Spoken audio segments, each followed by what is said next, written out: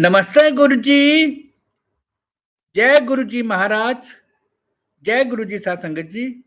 Multilingual global सेवादार team की तरफ से आप सबका हार्दिक स्वागत है। आज हमारे बीच में सोनिया नरूला जी उपस्थित हैं संगत शेयरिंग के लिए। गुरु परिवार की तरफ से आपका बहुत बहुत स्वागत है। सोनिया जी प्लीज संगत शेयरिंग करें। Over to you. जय गुरु जी, शुक्राना गुरु जी महाराज, बहुत बहुत शुक्राना। बहुत सारे सत्संग है गुरु जी के शेयर करने के लिए। पता नहीं गुरु जी क्या हुक्म देंगे इस सत्संग सेवा में। जन्म ही गुरु जी का दिया हुआ है, लाइफ ही गुरु जी की दी हुई है, श्वास ही उनके दिए हुए हैं और वो बार बार ये सेवा बख्शते हैं। उसके लिए मैं कोटि कोटि प्रणाम और अनंतम अनंतम अनंतम शुक्राना मेरे गुरु जी महाराज का। इस जन्म में जो मेरी जर्नी स्टार्ट हुई गुरु जी के साथ, वो 2003 में स्टार्ट हुई फिजिकली फॉर्म में। वैसे मैं शिव जी महाराज जी की बहुत बड़ी डिवोटी हूँ, तो शायद इसीलिए उन्होंने मुझे अपनी चरण शरण में लिया ना चीज को। 1992 में मेरी मैरिज हुई थी और 1993 में मैं मतलब एक तरह की डिजीज थी, मुझे भी नहीं पता था उस टाइम क्या था और वो डायग्नोज भी नहीं हो रही थी। It was kind of indigestion. मतलब शादी के 1 साल बाद ही मुझे कुछ भी डाइजेस्ट होना वो हो गया, डायरिया हो जाता। मैं कुछ भी खाती थी मुझे डायरिया हो जाता था। हमने बहुत सारे डॉक्टर विजिट करे, बहुत सारे डॉक्टर्स को दिखाया, बहुत सारे हॉस्पिटल्स में दिखाया, लेकिन उसका कोई भी डायग्नोसिस हमें मिल नहीं रहा था। किसी भी तरह का कोई भी डायग्नोसिस नहीं था। काफी सारे टेस्ट भी हो रहे थे, लेकिन वो ऐसे ही रहता था। चलते चलते मेरा वेट भी गिरना शुरू हो गया जब कुछ डाइजेस्ट ही नहीं हो रहा। तो तब मेरी एज 23-24 रही होगी और होमोग्लोबिन भी गिरना शुरू हो गया। डॉक्टर्स भी बड़े हैरान थे। एट लास्ट डॉक्टर्स ने उनको बोल दिया कि आपको आईबीएस है, टाइप ऑफ, कि आपको आप मेंटली टेंशन ज्यादा लेते हो, ये है वो है, तो आपको वो है। और इस तरह से कर पहले उन्होंने मुझे एंटीबायोटिक्स पे डाला, उसके बाद उन्होंने मुझे धीरे धीरे स्टेरॉइड्स पे डाल दिया। लेकिन मेरे लिए ना तो एंटीबायोटिक्स काम कर रहे थे, ना ही मेरे लिए कोई स्टेरॉइड काम कर रहा था। मतलब दुनिया को कोई ऐसी दवाई नहीं थी जो मेरे लिए काम कर रही हो। एक तो मैं इस बात से बहुत ज्यादा परेशान थी। पता नहीं मेरा क्या कार्मिक था। सेकंड, मेरे अंकल की भी तबीयत खराब रहनी होगी। जब वो 26-27 साल के ही रहे होंगे, तो उनकी भी धीरे धीरे तबीयत खराब रहनी शुरू हो गई। एक मैं बीमार, ऊपर से अंकल भी बीमार, एट द मतलब very young age, very young age. उसके बाद हमारे जॉइंट फैमिली थी। हमारी फैमिली में प्रॉपर्टी इश्यूज को लेके फैमिली में बहुत सारी प्रॉब्लम्स आ गई। ऐसे जीवन चलता जा रहा था। इन बिटवीन मुझे वाहिगुरु जी की तरफ से एक बेबी बॉय ब्लेस हुआ 1995 में, और 1996 में बेबी गर्ल। फैमिली कंप्लीट है, लेकिन कोई भी सुख नहीं है। बेटा मेरा था चाइल्डहुड अस्थमेटिक, बाय बर्थ ही वो अस्थमेटिक था। ऐसे धीरे धीरे बच्चे बिल्कुल प्ले ग्रुप में गए, तो वहां पर एक पेरेंट टीचर मीटिंग में मुझे मेरी एक फ्रेंड बनी। वो भी, उनका बेटा भी उसी स्कूल में था। तो जैसे हमने फ्रेंड्स बने, तो मैंने अपना उनको जो भी थी प्रॉब्लम बताई, तो वो कहते ले हम, मैं तो एक गुरुजी के जाती हूँ, आप मेरे साथ उन गुरुजी के चलो। मैं एक सिख फैमिली को बिलोंग करती हूँ और हमारे में एक स्ट्रॉन्ग बिलीफ रहता है कि अगर आप गुरु ग्रंथ साहब जी को मानते हो तो आपको कोई देहधारी गुरु नहीं रखना। तो मैं उसी स्ट्रॉन्ग बिलीफ के साथ चलती गई कि नहीं, मुझे किसी गुरु के नहीं जाना। मैं गुरु ग्रंथ साहब जी की स्ट्रॉन्ग बिलीवर हूँ। पाठ मैं जरूर करती थी और शिव जी महाराज जी के शिवलिंग पे मैं जरूर जाती थी, लेकिन मैंने वहां गुरु जी के जाने के लिए डिनाई कर दिया, बिकॉज ऑफ कि मेरा कार्मिक जो था अकाउंट, वो बहुत कॉम्प्लिकेटेड था। इस तरह से गुरु जी के बुलावे आते रहे और मैं डिनाई करती रही, और उस तरह से वो जो ट्रैप था, प्रॉब्लम ट्रैप, वो भी मेरे लिए बढ़ता चला गया। अब लाइफ इस तरह से थी। एक तो मैं बीमार थी, जैसे मैंने आपको बोला। इन बिटवीन मेरा डायग्नोज ये आ गया था कि आई am a patient of UC, मुझे अल्सरेटिव कोलाइटिस है। इट्स अ वेरी मतलब एक बहुत कॉम्प्लिकेटेड बीमारी है जिसका आज तक मेडिकेशन में कोई इलाज नहीं है। इसमें आपको कुछ डाइजेस्ट नहीं होता, आपका वेट गिरता रहता है। मतलब अगर आप यहाँ कोई मेडिकल प्रोफेशन में है और मेरी बात सुन रहे हैं, तो उनको पता होगा एक यूसी के पेशेंट्स के लिए लाइफ कितनी टफ होती है। इन बिटवीन मेरे अंकल को भी एक हार्ट स्ट्रोक हो गया था बहुत यंग एज में। अब वो भी हार्ट पेशेंट थे। बेटा मेरा पहले से ही मैंने जैसे बताया कि बाय बर्थ अस्थमेटिक था, तो उसका भी हमें हर चेंजिंग वेदर में हमें डॉक्टर्स के पास भागते रहना पड़ता था।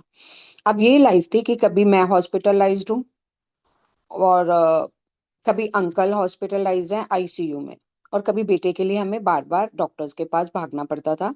चेंजिंग वेदर में उसको भी स्टेरॉइड्स दिए जाते थे।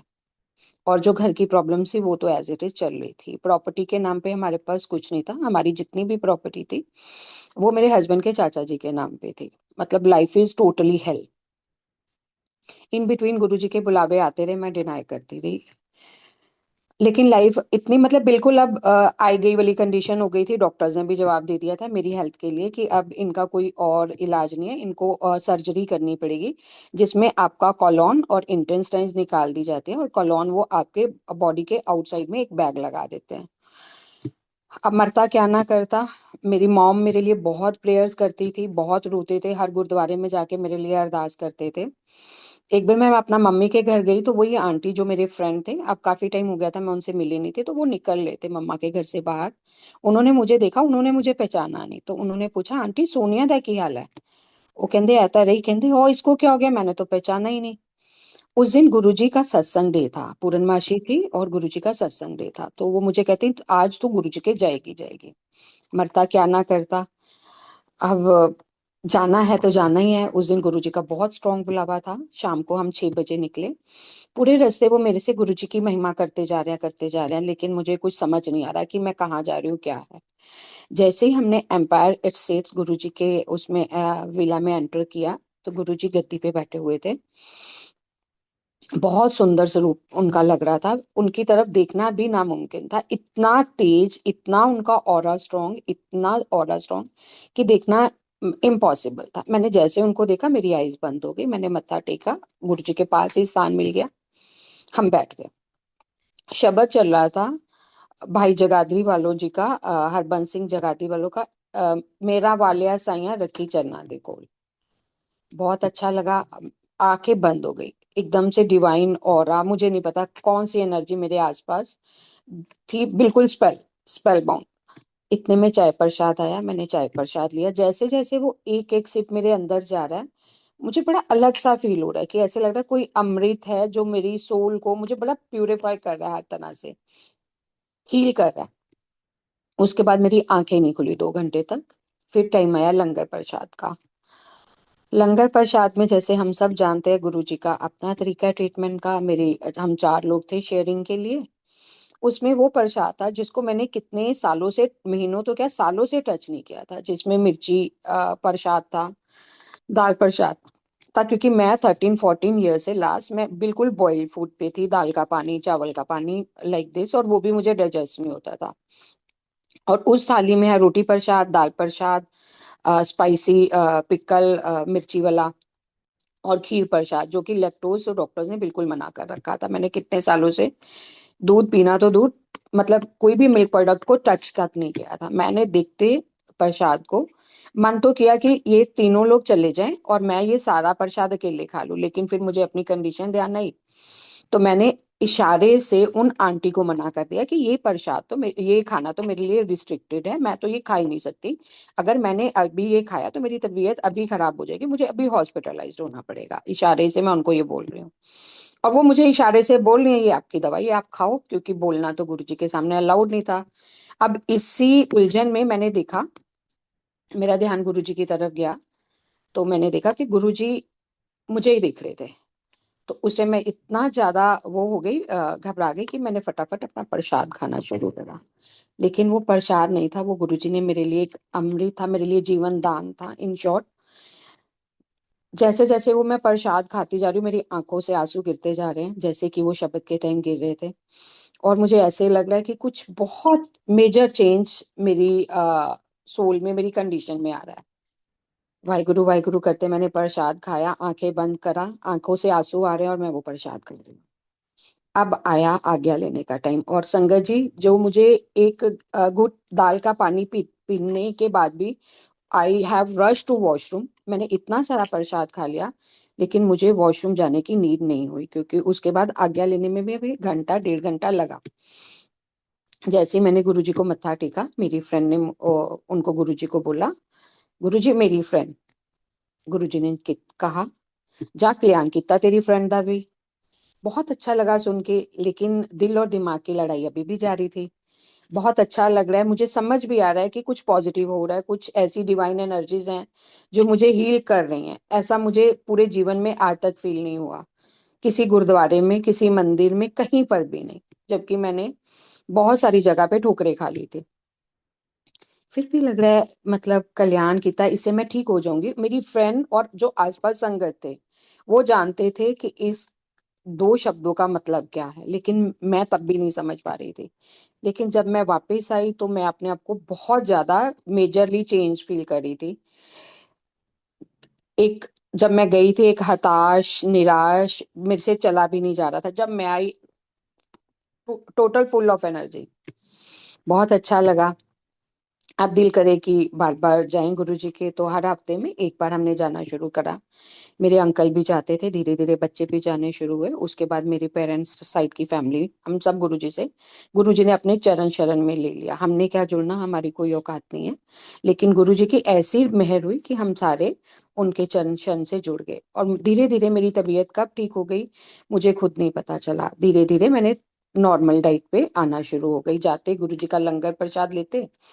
और आज तक संगत जी, जैसे सबको पता है, गुरुजी से बात करना अलाउड नहीं था। मैंने गुरुजी को आज तक अपनी कंडीशन के बारे में कभी कोई बात नहीं हुई थी। सिर्फ हम जाते थे, गुरबानी से जुड़ते थे, गुरुजी का आशीर्वाद लेते थे, लंगर प्रसाद करते थे और वापस आ जाते थे। उन्हीं से जो सारे डॉक्टर्स हार चुके थे मेरी कंडीशन से, गुरुजी के आशीर्वाद से, उनके लंगर प्रसाद से मेरी तबीयत बिल्कुल ठीक ठाक होनी शुरू हो गई। पहले स्टेरॉइड से मैं, अब धीरे धीरे मेरे स्टेरॉइड्स खत्म हो गए, ऑलमोस्ट 1-2 साल के अंदर अंदर एंटीबायोटिक्स मेरी खत्म हो गई। अब मैं होम्योपैथिक पे थी, दैट्स इट, और इसके अलावा कोई नहीं था। लेकिन फैमिली इश्यूज अभी चल रहे थे। अंकल की तबीयत ठीक हो गई, अंकल की हार्ट की मेडिसिन काफी हद तक बंद हो गई, और उनके बाद दोबारा कभी उनको इस तरह की तकलीफ नहीं हुई। मेरे बेटे का अस्थमा, जैसे मैंने बोला कि बहुत सीवियर अस्थमेटिक था, धीरे धीरे गुरुजी के जाते कब वो खत्म हो गया हमें नहीं पता चला। इवन की कोविड के टाइम तक, जब अच्छे अच्छे स्ट्रांग लोगों को ये कोविड ने हिट किया, उसके लंग्स इतने वो होने के बाद भी उसको कोविड में कभी कोई दिक्कत नहीं है। ये मेरे गुरुजी महाराज की महिमा है। अब सेकंड पार्ट, जो हमारे फैमिली इशू थे, गुरुजी की दया से जो हमारा पार्ट था हमें मिल गया, जो हमारा हिस्सा था वो हमें मिल गया। और एक दिन की मैं और बात बताती हूँ, मुझे उसका सन नहीं याद है, होली वाला दिन था। हम गुरुजी के पास गए, मैंने गुरुजी के पास गुलाल रखा, मत्था टेका, तब हम तिलक नगर में रहते थे। मत्था टेका और मैं जैसे ही उठने लगी, गुरुजी ने एकदम से पूछा, कहाँ से आई तू, कितों आई तू? मैं एकदम घबरा गई, मैं क्या गुरुजी तिलक नगर, तो कहते जा फिर तिलक ला, इत्थे की करदी पई। वो दिन पहला दिन था जब कल्याण करने के बाद गुरुजी ने मेरे से बात करी थी। तो मेरे लिए बड़ा मतलब बहुत अच्छा लग रहा था। तिलक लगा, गुरुजी ने ऐसे बोला, तो मैंने उसको लगा तिलक लगा मतलब होली है तो तिलक लगाओ गुलाल का, दैट्स इट। उस टाइम मेरे लिए उसका यही मतलब था। लेकिन जैसे जैसे समय बीता, मैंने अपनी हर प्रॉब्लम से ओवरकम किया। मुझे गुरुजी ने हर जगह पे, जहां पर मुझे जीत चाहिए थी, विक्ट्री, तिलक मीन्स उन्होंने उस टाइम उस दिन मुझे अपनी हर प्रॉब्लम से ओवरकम होने का और जीतने का आशीर्वाद दिया था, जो गुरुजी ने बाद में धीरे धीरे मुझे, जब मैं मेडिटेशन में बैठी तो उन्होंने मुझे समझाया। तो वो आशीर्वाद प्रॉपर पत्थर की लकीर की तरह काम किया, और मैंने अपनी हर प्रॉब्लम से ओवरकम किया, विक्ट्री ली। हमारी प्रॉपर्टी हमें मिल गई, गुरुजी ने न्यू घर ब्लेस कर दिया, जिसमें हम, अब मैं, मेरे अंकल और हम बच्चे आ गए। और जो फैमिली प्रॉब्लम्स थी वो बिल्कुल खत्म हो गई, ना कोई लड़ाई ना कोई झगड़ा। और वहां पर गुरुजी का एक छोटा सा मंदिर था, जहाँ मैं गुरुजी की, जब बच्चे और अंकल चले जाते थे, अपने बच्चे स्कूल गए, अंकल ऑफिस गए, तो मैं गुरुजी से घंटों उनकी गुरबानी सुनना, उनसे बातें करना, ये मेरी रूटीन थी। मतलब गुरुजी ने लाइफ हेल टू हेवन कर दी थी, अब कोई ऐसी प्रॉब्लम नहीं थी। ये थी मेरी फर्स्ट चैप्टर ऑफ लाइफ, जो गुरुजी ने मुझे ब्लेसिंग की। धीरे धीरे अब 2010 में हम आ गए। मेरी कोई क्लोनोस्कोपी नहीं हुई, कोई कुछ नहीं हुआ, एक नॉर्मल एक इंडाइजेशन सा हुआ, तो हम गैस्ट्रो के पास गए। उनको मेरी हिस्ट्री पता थी, उन्होंने कहा आप काफी टाइम से मैम कोलाइटिस की पेशेंट रही हैं, आपका कभी कोई टेस्ट भी नहीं हुआ इन बिटवीन, आपको 5 से 7 साल हो गए हैं, तो आप एक सजेस्टेड है आप एक सिग्नोस्कोपी करवा लीजिए, जरूरी है। मैं और मेरे अंकल वहीं थे, हमने सिग्नोस्कोपी कराई तो डॉक्टर वाज शॉक्ड जब उसने प्रीवियस रिपोर्ट्स के साथ उसको चेक किया। कहते आप मेडिसिन कौन सी ले रहे हैं? हम दोनों डर गए, हमने सोचा कुछ गड़बड़ निकली है। लेकिन डॉक्टर ने कहा कि इस तरह की रिपोर्ट अल्सरेटिव कोलाइटिस के पेशेंट के लिए आना इम्पॉसिबल है, कि अल्सर बिल्कुल नहीं है, आप मेडिसिन कौन सी ले रहे हैं? मैंने कहा डॉक्टर्स मैं कोई मेडिसिन नहीं ले रही, और वाकई मैं उन दिनों कोई मेडिसिन ले भी नहीं रही थी। ये मेरे गुरुजी की दया है। और डॉक्टर ने मेरी वो रिपोर्ट्स किसी अपनी मेडिकल काउंसिल में भी भेजने के लिए हमसे ली। जय गुरु जी, शुक्राना गुरु जी। और मैंने जैसे पहले भी बोला कि बेटे का भी अस्थमा बिल्कुल ठीक हो गया, वो भी बिल्कुल हील एंड हार्टी अपनी मतलब जर्नी चल रही थी, बहुत अच्छी चल रही थी। इन बिटवीन अब मेरी जो आते हैं सत्संग मेरे बेटी को रिलेटेड, कि बेटी को कैसे गुरुजी ने लाइफ लाइफ प्लस की, जसकीरत मेरे बेटे को कैसे लाइफ प्लस की। मेरी बेटी तब 12th में थी, उसको डेंगू हुआ, और वो डेंगू बहुत सिवियर था। 2013 की बात है ये। तब वो 12th में थी, और हमने पहले तो इधर मेडिकेशन करते रहे, लेकिन जब लास्ट पता चला कि उसके प्लेटलेट्स 15,000 थे, तो हम लोग उसको BLK लेके गए, BLK में उसका एडमिशन हुआ। प्लेटलेट्स बिल्कुल बढ़ नहीं रहे थे, डॉक्टर्स ने कहा कि अब प्लेटलेट्स चढ़ाने पड़ेंगे, फीवर भी नहीं उतर रहा था। मेरे ब्रदर और मेरा बेटा गुरुजी के गए, उसके लिए उन्होंने वहां से प्रसाद लिया, कड़ा प्रसाद, और वो था। जैसे ही वो चलने लगे तो एक आंटी उनके पास आई। आंटी कहते कि मुझे ना राजिंदर प्लेस जाना है, आप मुझे छोड़ दोगे? मुझे कोई कन्वेंस नहीं मिल रहा। तो मेरे ब्रदर कहते हाँ जी आंटी, असी उत्थे जाना है, मेरी पनेवी एडमिट हैगी है, तो चलो तुहानू उत्थे ही छोड़ दिंने आ।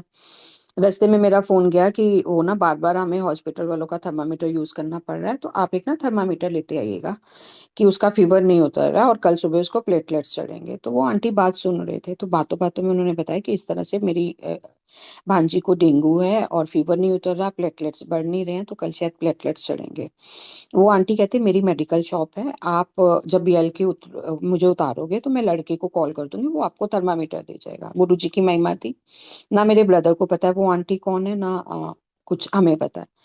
तो जब वो उतरे तो उन्होंने अपने किसी सर्वेंट के थ्रू एक थर्मामीटर मेरे ब्रदर को दे दिया, वो गुरुजी की ब्लेसिंग से।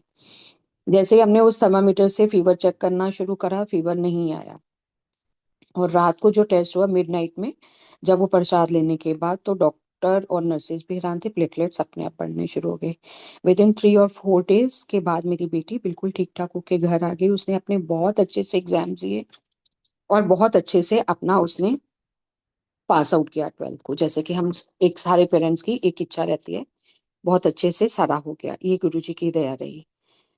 और एक सत्संग में शेयर करना चाहूंगी, 2008 जुलाई 2015 का ही है, कि मेरी डॉटर कार ड्राइव कर रही थी अपनी फ्रेंड्स के साथ, कहीं जा रही थी, तो उसका बहुत मेजरली एक्सीडेंट हुआ।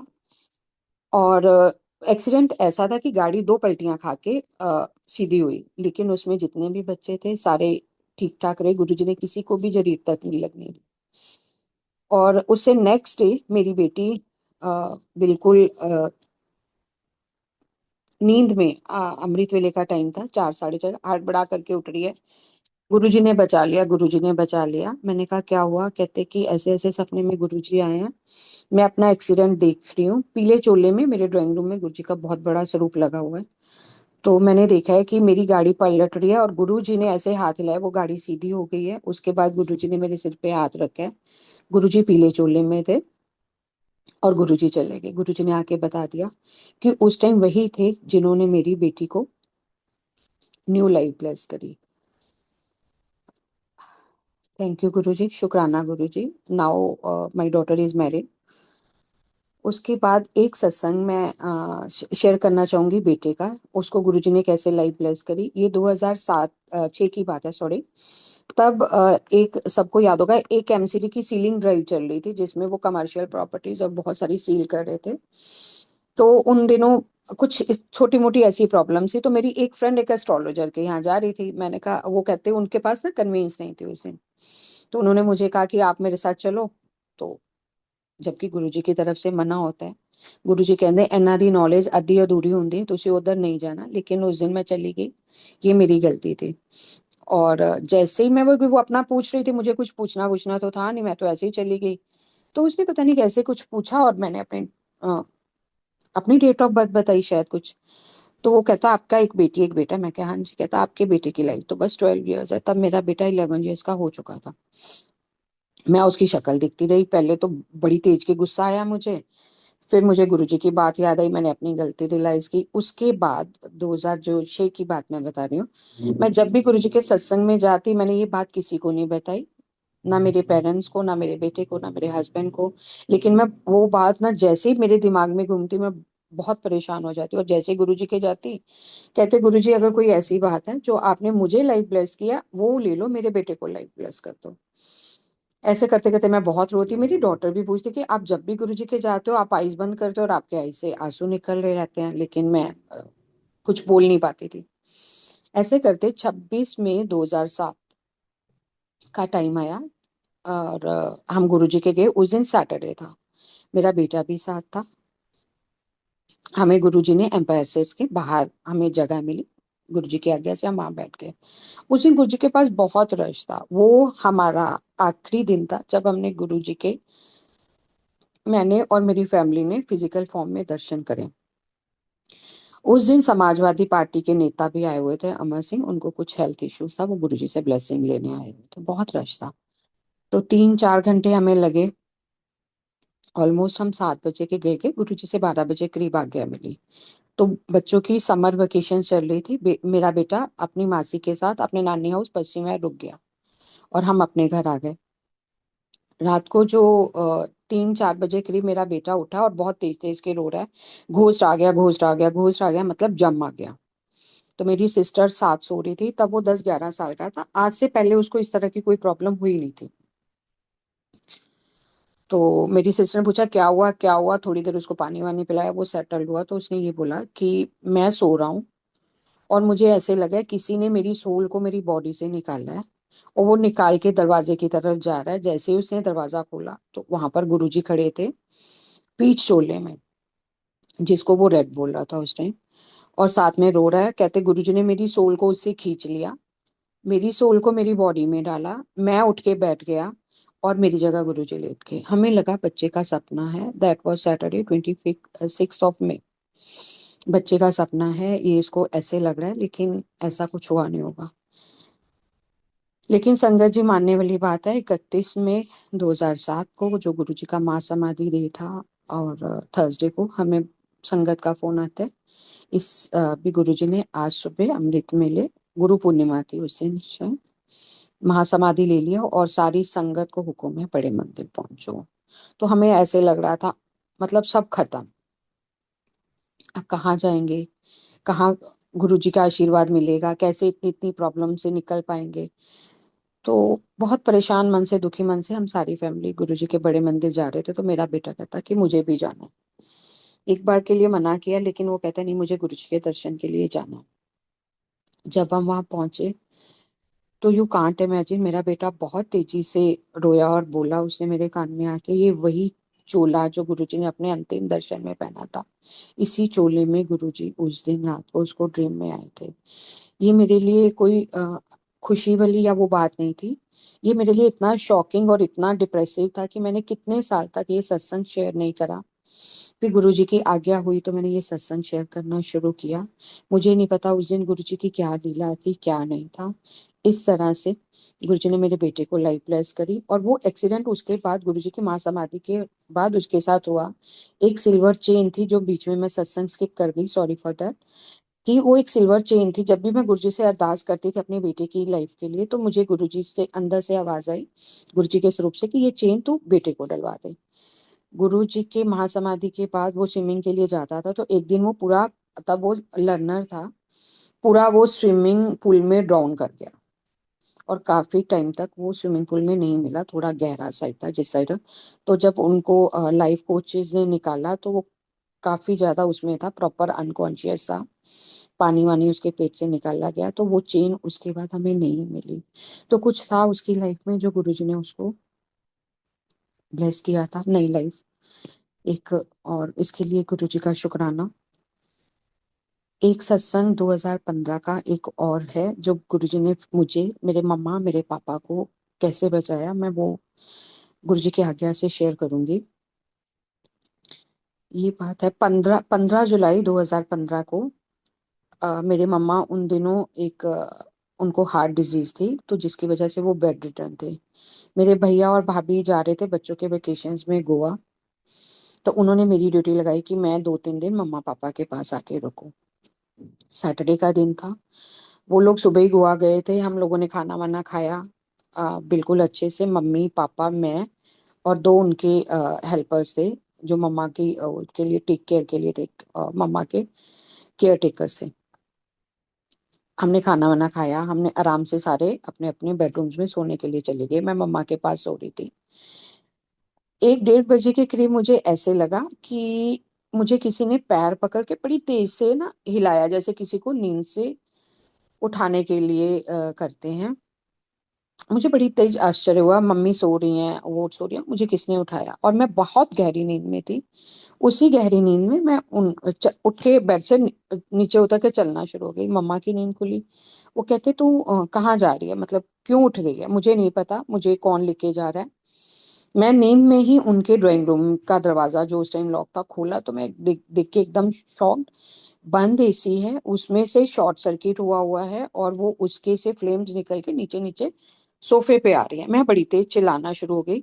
और उनके इलेक्ट्रॉनिक गेट थे, 3 गेट्स उनके इलेक्ट्रॉनिक थे, जो मैं नींद में ही खोल रही हूँ। और जैसे ही मैंने लास्ट गेट खोला, मेन वाला उनका इलेक्ट्रॉनिक, लाइट गई। मतलब मेरे पास शायद 30 या 40 सेकेंड्स का टाइम मिला होगा मुझे, जिसमें गुरुजी ने मेरे से वो गेट खुलवा दिए। अगर वो टाइम ना मिलता तो हम सारे अंदर लॉक थे, और हमारे पास निकलने का कोई सेकंड वे था ही नहीं। उसके बाद मैंने शाउट करना शुरू किया, पापा को उठाया, मम्मा को उठाया, उनके केयर टेकर्स को उठाया, मैं सबको सेफली बाहर लेके गई हूँ। विद इन 10 मिनट्स वो आग ऐसे फैली है जैसे कोई शैतान किसी, जैसे हम कई पिक्चर्स में देखते हैं कि फूंक मार के उस आग को फैला रहा है। 3 मंजिल थ्री 3 मंजिल उनकी कोठी, विद इन 10 to 20 मिनट्स में पूरी अंडर फ्लेम्स। कोई तब तक वो नहीं आ रही, फायर ब्रिगेड नहीं आ रही, आसपास पड़ोसी हैं वो कर रहे हैं, लेकिन कोई भी चीज वर्क नहीं कर रही। मम्मी और मैं बाहर खड़े होके चला रहे, गुरुजी कहाँ हो आप, कहाँ हो, ये क्या हो रहा है? लेकिन हमारे मतलब कुछ भी उस टाइम काम नहीं आया, और हमारा दिमाग भी नहीं काम कर रहा था कि गुरुजी तो यही है, उन्होंने तो हमें बचा लिया, बाकी चीजें तो वो है। लेकिन उस टाइम ये नहीं समझ आ रहा था, जब इतनी बड़ा आप इंसिडेंट देख रहे हो, नहीं समझ आता। यही देखते देखते मम्मा की तबीयत खराब हो गई, उनको दोबारा हॉस्पिटलाइज्ड कराया गया।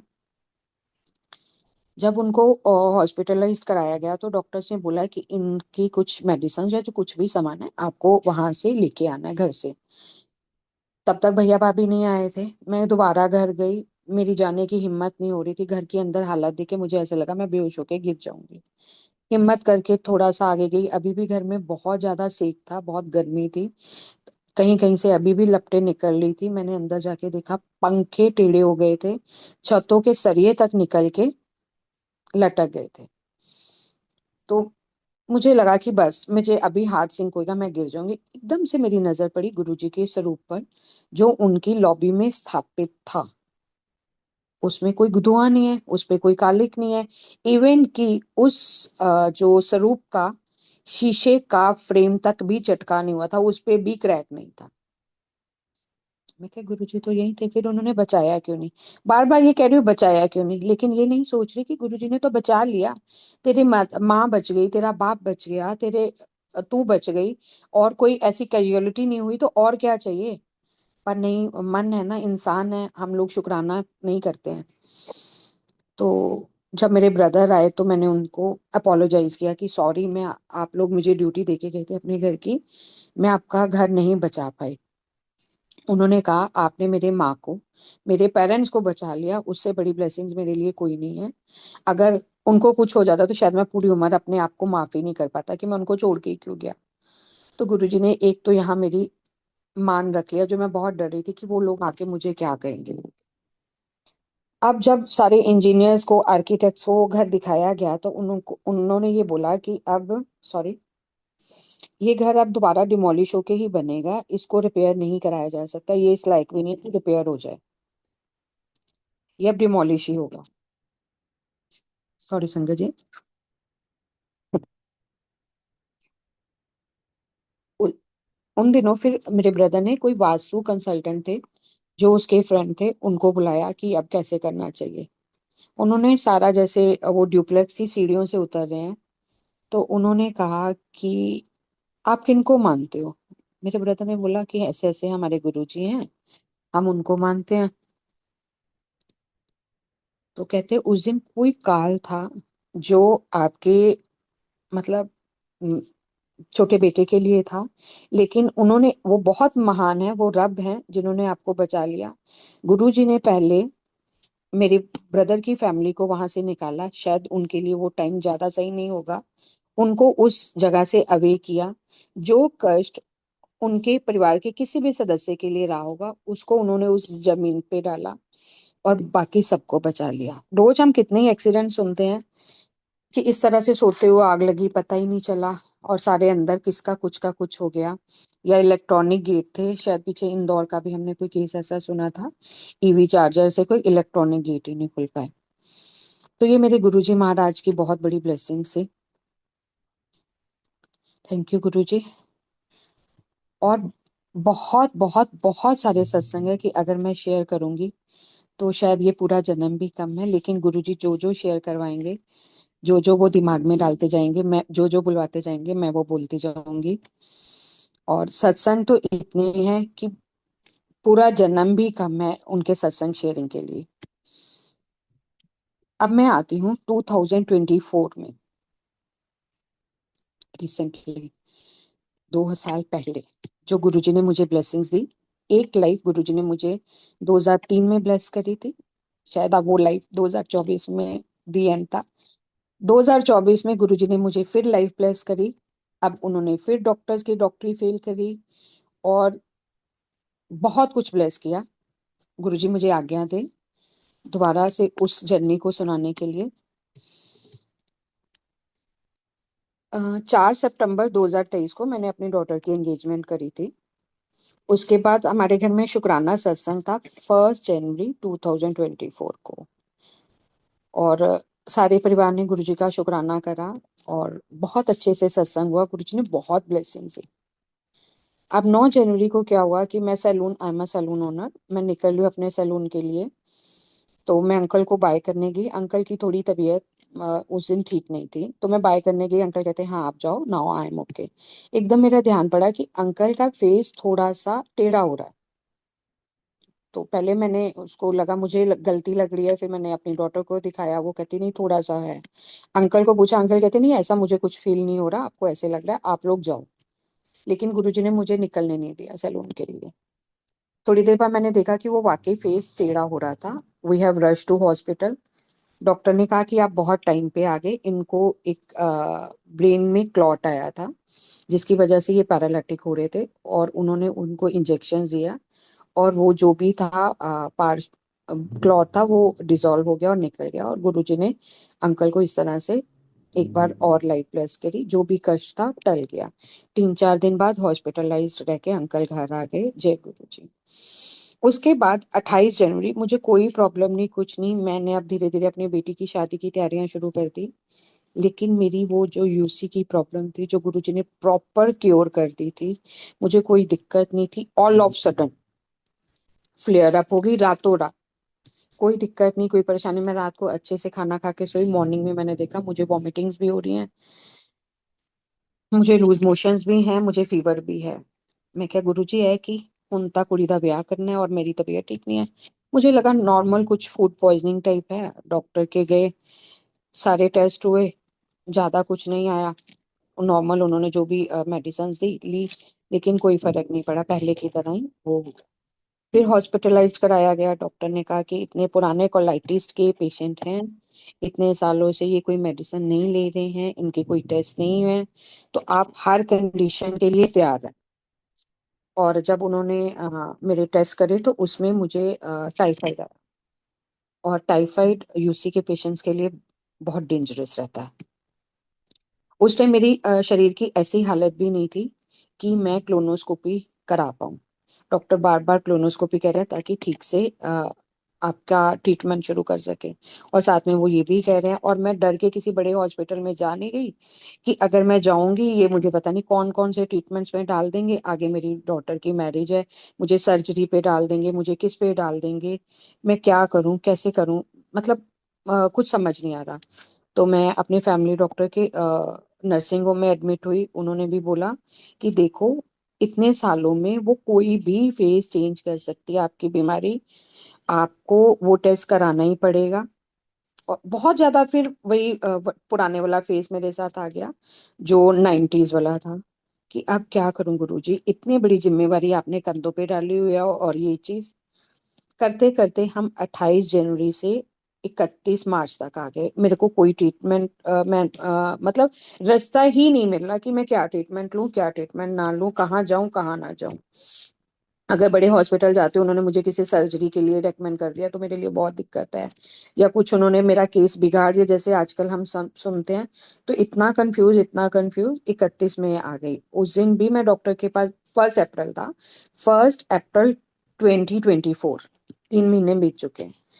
मैं डॉक्टर के पास बैठी हुई हूँ, गैस्ट्रो के पास अभी। उस दिन तो उनसे निकली जैसे ही मुझे बड़े मंदिर से कॉल आता है, जूम सत्संग सेवा की तरफ से, आंटी सत्संग शेयर करोगे। मेरे लिए बहुत प्लेजेंट सरप्राइज था। मैं क्या, गुरुजी मेरे साथ हैं, वो कुछ ना कुछ अभी भी काट रहे हैं, क्योंकि मुझे नहीं पता मेरे कार्मिक क्या है, लेकिन उनको पता है। तो मैं क्या, अंकल बिल्कुल करूंगी। और संगत जी, it can't be a coincident, उस दिन भी 3 अप्रैल 2024 था, और आज भी 3 अप्रैल 2026 है। मैंने अपनी सत्संग सेवा शुरू करी। उस टाइम तक मेरे पास कोई मेरे डायग्नोसिस नहीं थे कि मेरे जो क्लोनोस्कोपी अब नियर फ्यूचर होने वाली है, या जो मेरे टेस्ट होने वाले हैं, उसमें क्या निकलेगा, कैंसर निकलेगा या ट्यूमर्स निकलेंगे या क्या निकलेगा। मैंने 1 अप्रैल को सत्संग सेवा मुझे मिली, 3 अप्रैल को मैंने अपनी सत्संग सेवा शेयर करी। और मैंने ये कह के उस दिन मैंने ये सत्संग होल्ड पे डाल दिया कि मुझे पता है गुरुजी मुझे ब्लेस करेंगे, लेकिन जब भी वो नेक्स्ट मुझे सत्संग सेवा करेंगे, उसके बाद मेरे साथ क्या हुआ तब मैं वो शेयर करूंगी। और आज का वो सत्संग है, मैं आपके सामने बिल्कुल ठीक ठाक बैठी हुई हूँ। उसके बाद फिर गुरुजी ने मुझे रास्ता दिया, मुझे बीएलके में एडमिट कराया गया। डॉक्टर्स ने मेरी डॉटर को बोल दिया कि हम इलाज करेंगे, हमें नहीं पता ये कितना उसको अडेप्ट कर पाएंगी, ठीक हो पाएंगी नहीं हो पाएंगी, आगे इनको बायोलॉजिकल स्टार्ट करने पड़ेंगे, सर्जरी करनी पड़ेगी, अभी तक कुछ नहीं कहा जा सकता। तो आपको किसी भी कंडीशन के लिए तैयार रहना। मेरी डॉटर की शादी का टाइम था, गुरुजी ने 20 जुलाई को उसकी शादी का टाइम सेट करवा दिया हुआ था, डेट सेटल थी। अब दिक्कत ये है कि अप्रैल तक तो मैं हॉस्पिटलाइज्ड हूँ, और कुछ समझ नहीं आ रहा।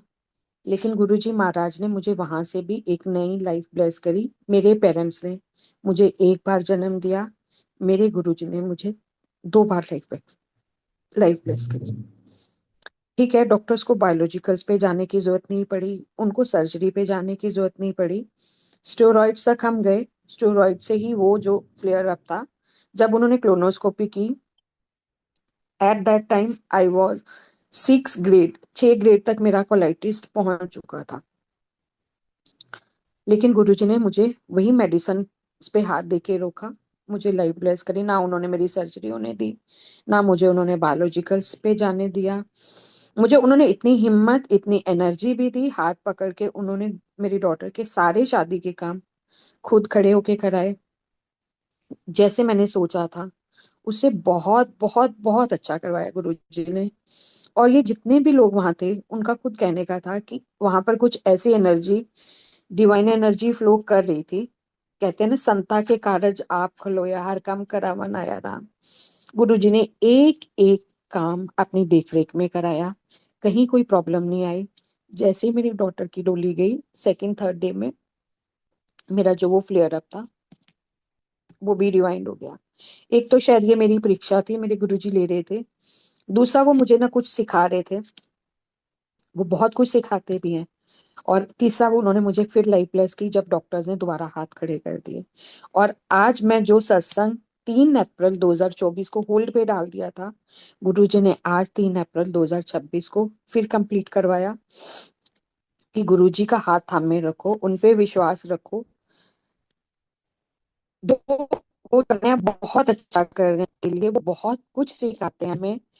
वो हमें शुक्राना सिखाते हैं। जो मैं ऐसी सोल थी, मैं हर छोटी छोटी बात से डर जाती थी, ये क्या हो रहा है, कैसे हो रहा है। इवन कि मेरे बच्चे भी स्कूल जाते थे, तो मैं जब तक वो नहीं आते थे मैं डरती रहती थी कि बच्चे ठीक ठाक आ जाए, कि वैन का एक्सीडेंट ना हो जाए, कि बस को ये ना हो जाए, बच्चों को स्कूल में ये ना हो जाए। लेकिन गुरुजी ने अब इतना सब्र, इतना शुक्र कर दिया कि पता है सब सब गुरुजी देख रहे हैं, कोई दिक्कत नहीं है, कोई परेशानी नहीं है, वो है, सब संभाल लेंगे। कोई दुख भी आता है, इवन कि मैंने अपने जो जो टाइम, ये 2024 का अभी बता रही हूँ, मैंने शुक्राने में काटा है, और मुझे नहीं पता वो मेरा टाइम कैसे कट गया। मैं बीएलके में हूँ, मैं शुक्राना कर रही हूँ, मैं किसी नर्सिंग होम में मैं शुक्राना कर रही हूँ। गुरु जी शुक्र है, आप कुछ काट रहे हो, शुक्राना है। मतलब वो इतनी स्ट्रेंथ दे देते हैं, इतनी एनर्जी दे देते हैं, आप हर सरकमसेंटेंस को फेस करने के लिए तैयार हो। ये मेरे मालिक की मेहर होती है जब वो आपको अपने चरण शरण में लेते हैं। और गुरु जी ये कहते थे अपने टाइम में, जो गुरु जी का मैंने सुना, कि बड़े भागा वाले हो, बड़े खुले दर्शन मिलते पे ने आने वाले टाइम पे, तो किलोमीटर दिया लाइना लगनी है दर्शन दुलमने। उस टाइम हम इसको टेकन फॉर ग्रांटेड लेते थे, लेकिन गुरु जी की वो बात सच है। और गुरुजी कहते थे भीड़ बहुत होगी, संगत मुट्ठी भर होगी, बाकी सारी भीड़ होगी। और जो गुरुजी की शरण में वाकई है, जो गुरुजी को विश्वास है, उनकी परीक्षा भी ज्यादा होती है, और उस परीक्षा में गुरुजी उनका हाथ भी थामे रखते हैं। सिर्फ विश्वास होती है, आप गुरुजी पे ट्रस्ट रखो, गुरुजी पे विश्वास रखो। जो भी आपके लिए हो रहा है अच्छा हो रहा है, वो बीमारी है, हारी है, गरीबी है, दुश्मनी है, दोस्ती है, जो भी है, आपने सब उनको सरेंडर कर दिया, तो फिर आपको तो ज्यादा अपना दिमाग दौड़ाना ही नहीं है ना। गुरुजी पहले ही कहते हैं कि अपना दिमाग बाहर जोड़े थे, बाहर छोड़ के आया करो, और सिर्फ डायरेक्ट कनेक्शन गुरुजी के साथ करो। किसी भी सत्संग पे जाते हो, बड़े मंदिर जाते हो, सिर्फ गुरुजी और आप होने चाहिए, नो मेडिटेटर। कहीं भी आप सत्संग पे जाते हो, आप ये सोच के मत जाओ कि मुझे कनेक्शंस बनाने हैं, मुझे दोस्ती बनानी है। दोस्ती सिर्फ गुरुजी के साथ, कनेक्शन सिर्फ गुरुजी के साथ। तभी आप पे मेहर होती है। गुरुजी बहुत कुछ सिखाते हैं, परीक्षा भी लेते हैं। हम बिल्कुल समझ लो रॉ होते हैं, वो हमें धीरे धीरे ऐसा पॉलिश कर जाते हैं कि हमें खुद ही नहीं पता चलता। हमारी सोल की जो वो जर्नी है, जन्म जन्मांतर तक वो लेसन हमारे साथ चलते हैं। वो इतना आपको स्ट्रेंथ देते हैं, इतना आपको हर परिस्थिति में आप जी जाओगे, हर परिस्थिति का सामना कर पाओगे, वो इस तरह से आपको तैयार कर देते हैं। ये है मेरे गुरुजी। और संगत जी, एक बात मैं और करना चाहूंगी। गुरुजी ने सत्संग जो शुरू करवाए थे, तो उन्होंने बहुत सिंप्लिसिटी रखी थी, लेकिन आजकल हम उसको बहुत ओवर कर रहे हैं, ओवर डेकोरेटेड, ओवर ये, मतलब कहते हैं ना, एक दूसरे को दिखावा, दिखावे की तरफ बहुत ज्यादा बढ़ गए हैं। ये हमारे होते हुए की बात है, जब गुरुजी ने किसी संगत को कहा तो सत्संग करा कर। तो वो कहते गुरु जी सत्संग किवें ਹੁੰਦਾ है? ਕਹਿੰਦੇ ਕੁਛ ਨਹੀਂ, ਇੱਕ ਘਰ ਸਾਫ ਸੁਥਰੀ ਚਿੱਟੀ ਚਾਦਰ ਵਿਛਾ, ਉਹਦੇ ਤੇ ਮੇਰਾ ਸਰੂਪ ਰੱਖ, ਕੜਾ ਪ੍ਰਸ਼ਾਦ ਬਣਾ ਤੇ ਗੁਰਬਾਣੀ ਚਲਾ ਲੈ, ਤੇ ਜੇ ਤੈਨੂੰ कोई ब्लेसिंग्स हो तो ब्लेसिंग्स अपने मन ही मन दोहरा। तो इस तरह से गुरुजी ने जब सत्संग शुरू कराया था, वो ये था। सत्संग का मतलब होता है गुरुजी की महिमा करना, जो आपको ब्लेसिंग्स हो गई हैं वो बनाना, बताना, गुरबानी के साथ कनेक्ट करना, और उसी में आपको आपके हर सवाल का जवाब भी मिलता है। लेकिन आजकल हमने बहुत बढ़ावा दे दिया, गुरु जी की पालकी निकल रही है, अ, मतलब सत्संग में झांकियां निकल रही हैं। ऐसा तो कभी गुरु जी ने कुछ सिखाया ही नहीं, बताया ही नहीं। तो प्लीज प्लीज सबसे रिक्वेस्ट है कि सिंप्लिसिटी को बरकरार रखो, एक सत्संग की गरिमा को बरकरार रखो, डेकोरम को बरकरार रखो, जो जरूरी है। गुरबानी से जुड़ो, और गुरुजी के चरणों के से जुड़ो। और आप, कई बार हम ये कहते हैं किसी संगत से, मैं कई बार सुनती हूँ, इतने साल हो गए गुरु जी ना जुड़िया, साडा तो काम ही नहीं होया। वो चलियो, गुरु जी कहते हैं थे काम करान आयो। गुरु जी इज नॉट अलादीन का चिराग, आप जाओगे वहां पर आपको मनचाहा मिल जाएगा, नहीं जी, यहाँ ऐसा कुछ नहीं है। सॉरी, जो संगत ऐसा चाहती है वो मत आओ। यहाँ पर गुरु जी जो देंगे ब्लेसिंग्स, वो अपनी मर्जी से देंगे, अपने समय से देंगे, और अपने हिसाब से देंगे। और ये कोई वो नहीं है कि अल्लाह दिन का यहाँ पर आप आओगे, आप मन्नत मांगोगे और मिल जाएगा।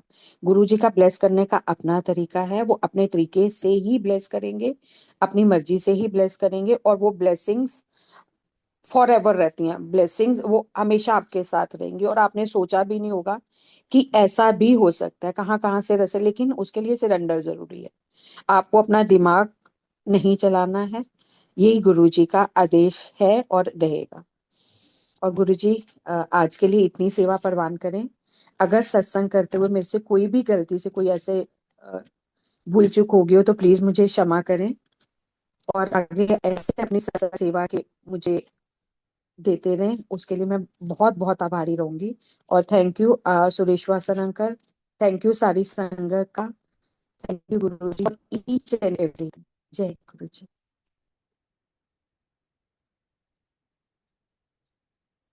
जय गुरु जी महाराज। बहुत ही डिवाइन ब्लिसफुल संगत शेयरिंग सोनी जी आपने अभी हम सब ने सुनी। मैं जूही शर्मा जी से रिक्वेस्ट करूंगा। जूही शर्मा जी दुबई की ब्लेस संगत हैं।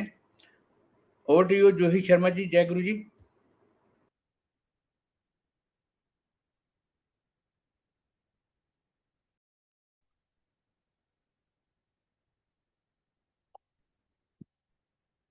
जय गुरु ji. Can you hear me? You are audible Juhi ji. हाँ जी। जय गुरु जी, संगत जी सबको नमस्कार। मैं बहुत नर्वस हूँ इस वक्त। मैं पब्लिक स्पीकिंग में बहुत कंफर्टेबल नहीं होती हूँ, बट अपना अपना जो मन में है वो मैं आप सबके साथ शेयर करना चाहती थी। अ, मैं एक्चुअली मुझ मतलब गुरु जी का स्वरूप जो मेरे सामने पहली बार आया था वो था लास्ट ईयर समवेयर मई में। और यूं ही वीडियो देखते हुए मैंने अ, पीछे उस वीडियो में पीछे गुरुजी का स्वरूप था। वो वीडियो सत्संग से रिलेटेड नहीं था, बट किसी तरह मैंने वो मेरा उस तरफ ध्यान गया था। तो तब मैंने थोड़ा बहुत पढ़ा था गुरुजी के बारे में, बट ज्यादा कुछ उस पे मैंने कंटिन्यू नहीं किया था। उसके बाद शायद समवेयर गुरुजी मेरे साथ थे उस वक्त। मतलब उसी टाइम पे मेरी तबीयत थोड़ी खराब हो गई। मैं डायबिटिक हूँ। मुझे 20 साल हो गए। तो उसका साइड इफेक्ट ये था कि मेरे राइट साइड में नमनेस शुरू हो रही थी।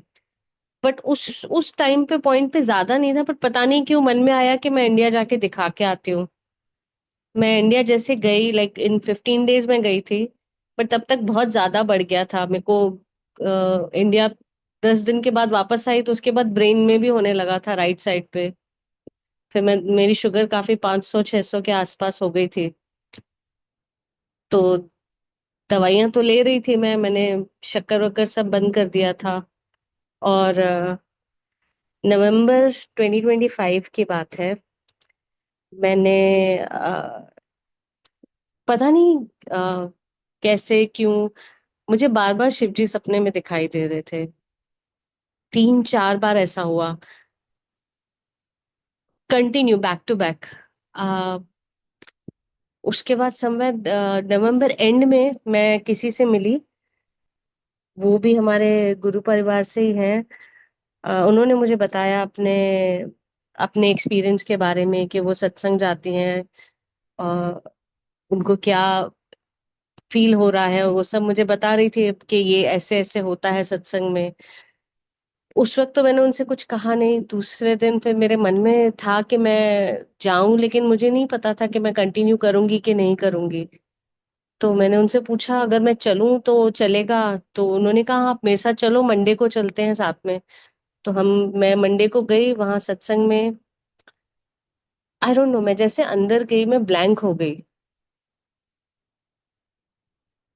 मैं मतलब मुझे 3 साल से मैं जॉब ढूंढ रही हूँ, मुझे जॉब नहीं मिल रही है। तो मैं बहुत अंदर ही अंदर उस चीज को लेके बहुत परेशान थी। उसी वजह से शायद शुगर भी बढ़ गई थी। मेरा वेट एवरेज पिछले 1 साल में मेरा 10-15 kg वेट कम हो गया था। तो अब स्ट्रगलिंग कि किसी तरह वेट को मेंटेन करूं, लेकिन वो ड्रॉप होता जा रहा था। मैं दिसंबर 2nd 3rd के आसपास मैं गई थी सत्संग पे। और मैं जैसे अंदर गई मेरा मन बिल्कुल हल्का हो गया। जो मेरे अंदर स्ट्रेस चल रहा था वो ऑलमोस्ट शांत हो गया। जैसे लंगर प्रसाद सब उन्होंने दिया, तो मैं जैसे जैसे खा रही थी वैसे वैसे मेरे आंखों से आंसू बहते जा रहे थे। और मतलब मैं घर पे आई, मैंने घर पे तो किसी से कुछ कहा नहीं। फिर मैं वापस इंडिया गई थी। फिर वापस आई फेब में, मैं 2-3 बार कंटिन्यू गई। फिर फेब एंड में यहाँ पे ये सिचुएशन चालू हो गई जहाँ पे अब हम सत्संग नहीं मिल मतलब नहीं जा पा रही थी मैं सत्संग पर। स्टार्टिंग में लोगों ने मतलब कोई कहीं हो नहीं रहा था या मुझे पता भी नहीं चल रहा था। तो ऐसे लग रहा था जैसे जैसे मानो अकेली पड़ गई फिर से। फिर किसी तरह मैं कनेक्ट हुई इंस्टाग्राम पे के थ्रू। मैं किसी महक करके है, उनसे कनेक्ट हुई थी। उन्होंने मुझे सुरेश अंकल से कनेक्ट किया और सुरेश अंकल ने मुझे यहाँ इस ग्रुप में ऐड किया। मैं उनको थैंक यू बोलना चाहूंगी। प्लस मल्टीलिंगुअल ग्लोबल सेवादार टीम को भी थैंक यू बोलना चाहूंगी कि उनकी वजह से आज ऐसे लगता है जैसे मैं फैमिली के बीच में बैठी हूँ। एंड इन मैंने सत्संग जा सत्संग में चाय प्रसाद देते हैं। मैंने 14 साल से चाय नहीं पी थी क्योंकि मुझे हाइपर एसिडिटी हो जाती थी। 2 महीने से मुझे कोई एसिडिटी नहीं हुई है। और मेरी शुगर जहाँ जनवरी में 500 पे थी, आज समवेयर अराउंड 125-150 के बीच में है। एंड इनफैक्ट मैं दवाइयां भी पहले 3 गोलियां ले रही थी, अब मैं सिर्फ 2 ही ले रही हूँ या ऑल्टरनेट डे पे एक एक करके लेती हूँ। बट समवेयर गुरुजी ने मुझे ब्लेस किया है। मैं बहुत परेशान हो गई थी अपनी तबीयत की वजह से। और पिछले 1.5 पौने 2 महीने में मेरे को एक भी बार नमनेस फील नहीं हुई है। सो हाँ जी, सॉरी सॉरी सॉरी, वो यहाँ पे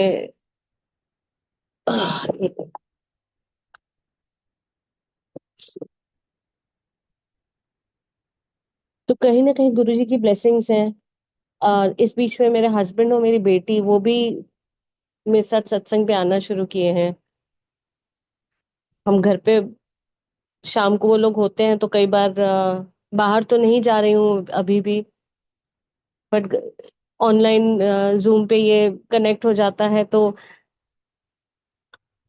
लाइक ऐसे लगता है जैसे मैं अपनी फैमिली के अंदर हूँ, मैं अपने घर में बैठी हूँ। अकेलापन नहीं होता अब। गुरुजी उनसे बातें करती रहती हूँ पूरे वक्त, जब जो भी मन में आता है उनको बोलती रहती हूँ। जय गुरु जी बस जूही अब आंटी। जी जय गुरु जी। आंटी आपने बहुत अच्छी अच्छी बातें बताई हैं, अपने अपने अच्छे महाराज के ब्लेसिंग बताई हैं। आपने सोनिया नरोरा जी का सत्संग अभी सुना है ना? जी थोड़ा सा दो दो शब्द बताएं इस सत्संग के बारे में, आपने क्या सुना? वो जब अपना बता रहे थे कि गुरुजी ने उनको नींद से उठाया और वो ऐसे लग रहा था जैसे मानो फादर अपने बच्चों को प्रोटेक्ट करते हैं। मुझे वो वाली फीलिंग आई उस वक्त। और जिस तरह वो है वहां पे, मतलब जब उनको ब्लेस किया, जब वो स्टार्टिंग में गए थे, उनको प्रसाद जो उन्होंने खाना ही नहीं खाया था उनको प्रसाद दिया। मुझे वो अपने आप में ऐसे फील हो रहा था जैसे मैंने मतलब मुझे 1 साल हो गया था मैंने मीठा नहीं खाया था। अब मैं सत्संग पे जा रही हूँ, प्रसाद भी खा रही हूँ, हम घर में भी अब जैसे शाम को होता है तो हम फिर चाय प्रसाद रखते हैं, तो मैं वो भी मीठा नॉर्मल मीठा ही पी रही हूँ।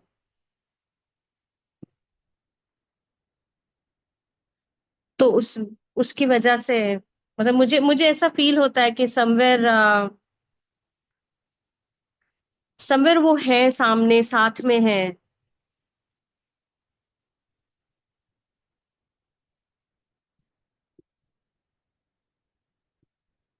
जी आंटी, आप जी आप बहुत ब्लेस्ड हैं कि आपको महाराज ने इस जन्म में कनेक्ट कर लिया, हम सबको कनेक्ट कर लिया। हमसे ज़्यादा भाग्यशाली कोई नहीं है। आप सच में। गुरु संगत के सत्संग सुनती रहा करें बराबर। जब भी आपको जी समय मिले, स्पेशली और संगत के सत्संग ज़रूर सुनें। उनसे आपको हर सत्संग में कुछ ना कुछ मैसेज मिलेगा। बिल्कुल। मतलब तभी तो मैं कहती हूँ कि मुझे ऐसे लग रहा है जैसे मैं अपनी फैमिली में हूँ। जी आंटी, गुरु परिवार की तरफ से सोनिया जी आपका बहुत-बहुत धन्यवाद। महाराज की कृपा आप पर बनी रहे, हम सब गुरु संगत पे बने रहे। इसी के साथ ही गुरु महाराज जी से आज्ञा लेंगे और जैसे-जैसे आपको समय होगा, आने वाले टाइम में प्लीज़ अपना समय दें हमको और आपके बाकी के सत्संग हम फिर सुनेंगे। जय गुरु जी, शुक्राना गुरु जी। जय गुरु जी, शुक्राना गुरु जी। जय